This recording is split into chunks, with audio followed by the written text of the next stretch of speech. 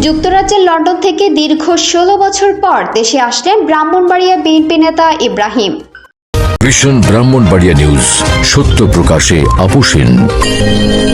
শুনছিলেন সংবাদ শিরোনাম। ভিশন ব্রাহ্মণবাড়িয়া নিউজের সাথে আছে আমি ইতি আক্তার।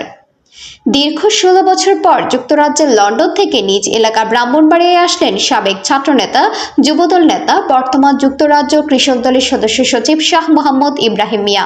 বৃহস্পতিবার দুপুরে ঢাকা থেকে সড়ক পথে ব্রাহ্মণবাড়িয়ায় ফিরলে ঘাটুরায় উষ্ণ অভ্যর্থনায় বরণ করে নেন স্থানীয় বিএনপি নেতা, কর্মী সহ এলাকাবাসী। এ সময় উপস্থিত ছিলেন ব্রাহ্মণবাড়িয়া জেলা যুবদলের সাংগঠনিক সম্পাদক মোহাম্মদ আতিকুল ইসলাম, জালাল শামীম, আলিফ, ইমন, নজরুল ইসলাম, সাংবাদিক আবু সুফি সহ বিএনপির অঙ্গ সংগঠনের বিভিন্ন নেতৃবৃন্দ। এ সময় তিনি বলেন, স্বৈরাচারী খুনি হাসিনার সরকারের সময় বিরোধী মতের যারা ছিলেন কেউ দেশে আসতে পারেনি। বিমানবন্দরের পাসপোর্ট ব্লক করে রেখেছিল।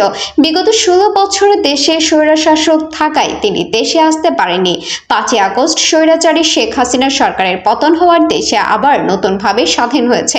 তাই তিনি নির্ভয়ে দেশে আসতে পেরে আল্লাহর দরবারে শুকরিয়া আদায় করেন। তিনি আরো বলেন, আমরা যারা প্রবাসী ও কলম যোদ্ধা অবস্থান করছি সবাই গত ৯ সেপ্টেম্বর অনুষ্ঠিত সুইজারল্যান্ডের জেনেভাতে জাতিসংঘের মানবাধিকার কাউন্সিলের মানবাধিকার বিষয়ক এক সেমিনারে যুক্তরাজ্য বিএনপির সভাপতি ও বিএনপি চেয়ারপারসনের উপদেষ্টা এম মালিক ভাইয়ের নেতৃত্বে অনুষ্ঠানে অংশগ্রহণ করে সাবেক প্রধানমন্ত্রী শেখ হাসিনাকে বাংলাদেশে ফিরে এনে সকল হত্যাকাণ্ডের বিচারের দাবি জানাচ্ছে। আমরা আশা করি নতুন করে স্বাধীন বাংলাদেশে একটি সুষ্ঠু নির্বাচনের ব্যবস্থা করে জনগণের প্রতিনিধি হতে দেশ গড়ার দায়িত্ব তুলে নেবেন।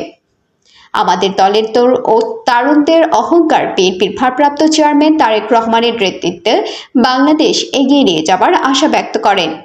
উল্লেখ্য যে ২০০৮ সালে আওয়ামী লীগ সরকার ক্ষমতায় আসলে কিছুদিন পর হামলা, মামলা ও আওয়ামী লীগ সরকারের প্রতিহিংসার শিকার হয়ে যুক্তরাজ্যে পাড়ি জমান তিনি। সেখান থেকে সাবেক প্রধানমন্ত্রী শেখ হাসিনার সরকারের বিরুদ্ধে কঠোর বিরোধিতা করেন। যুক্তরাজ্যে বিএনপি ও সহযোগী সংগঠনের মাধ্যমে স্বৈরাচার শেখ হাসিনার সরকার বিরোধী আন্দোলনের ভূমিকা পালন করেন তিনি। সুইজারল্যান্ডের জেনেভাতে জাতিসংঘের মানবাধিকার কাউন্সিলের গত ৯ সেপ্টেম্বর সোমবার মানবাধিকার বিষয়ক এক সেমিনার অনুষ্ঠিত হয়।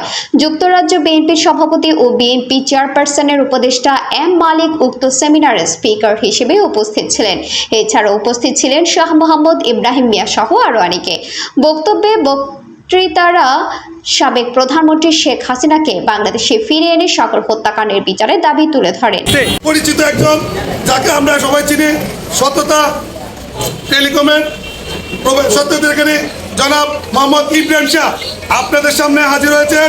উনি আজকে আমাদের আমরা ৯০-এর গণ আন্দোলন থেকে শুরু করেছি, দীর্ঘদিনের সংগ্রাম এবং প্রতীক্ষার বিনিময়ে আজকে নতুন বাংলাদেশে ইব্রাহিমকে আমি স্বাগত জানাচ্ছি। আমার প্রিয় বন্ধু নবীনগর ব্রাহ্মণবাড়িয়া প্রতিনিধি মোহাম্মদ হেদায়েতুল্লাহর পাঠানো তথ্য ও ভিডিও চিত্র news desk, vision Brahmanbaria TV news.